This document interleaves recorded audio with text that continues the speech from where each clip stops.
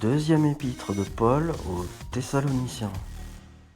Paul, et Sylvain, et Timothée, à l'église des Thessaloniciens, qui est en Dieu notre Père et en Jésus-Christ le Seigneur.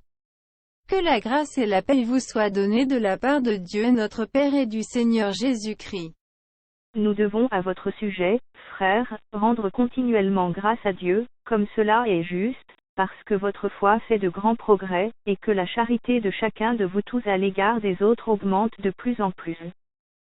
Aussi nous glorifions-nous de vous dans les églises de Dieu, à cause de votre persévérance et de votre foi au milieu de toutes vos persécutions et des tribulations que vous avez à supporter.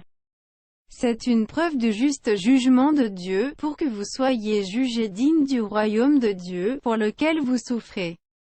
Car il est de la justice de Dieu de rendre l'affliction à ceux qui vous affligent, et de vous donner, à vous qui êtes affligés, du repos avec nous, lorsque le Seigneur Jésus apparaîtra du ciel avec les anges de sa puissance, au milieu d'une flamme de feu, pour punir ceux qui ne connaissent pas Dieu et ceux qui n'obéissent pas à l'évangile de notre Seigneur Jésus.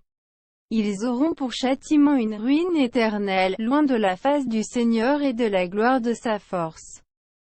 Lorsqu'il viendra pour être, en ce jour-là, glorifié dans ses saints et admiré dans tous ceux qui auront cru, car notre témoignage auprès de vous a été cru.